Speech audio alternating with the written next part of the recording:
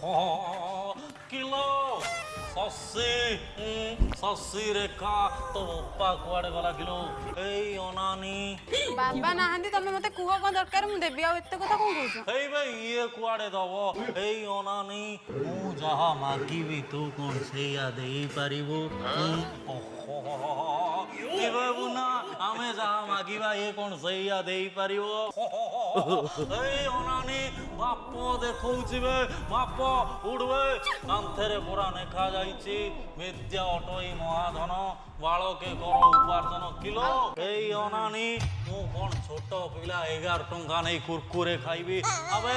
ସାପକୁ ଯେତେ କ୍ଷୀର ଦେଇ ପୋଷିଲେ ବି ତା ଚୋଟରେ ବିଷ ଥାଏ ନଛିଆ ଦାଦି ଏଇ ଦେଖ ଶିବୁ ନନା ଆସୁଛି ବାହା ମେଲେଇ ଦୁର୍ଗା ଆସୁଛନ୍ତି ମାନେ ପୂଜା ହବ ତେଣୁ ଚାନ୍ଦା ଦବାକୁ ହବ କାରଣ ଏହା ଏକ ସାର୍ବଜନୀନ ପୂଜା ବୁଝିଲ ମୁଁ କିଛି କହୁନି ବୋଲି ବାରମ୍ବାର ମୁଁ କହୁଛି ଜୋର ପାଟିରେ କଥାବାର୍ତ୍ତା କରିବି ମତେ ମୋ ଆଗରେ କି ହାଇଟନରେ କଥାବାର୍ତ୍ତା କରିବ ମତେ ଭଲ ଲାଗେ ସାପକୁ ଯେତେ କ୍ଷୀର ଦେଇ ପୋଷିଲେ ବି ତା ଚୋଟରେ ବିଷ ଥାଏ ରୁଦ୍ର ନାରାୟଣ ତମେ ମତେ ଆଜି ଗ୍ୟାସ୍ ପାଇଁ ପଠେଇଛ ମାନେ ସେଇ ଗ୍ୟାସ୍ ଟାଙ୍କି ବ୍ଲାଷ୍ଟ କରି ତମକୁ ଯଦି ମାରି ନ ଦେଇଛି ତମେ ମତେ କହିବ ଏଇ ଅନାନି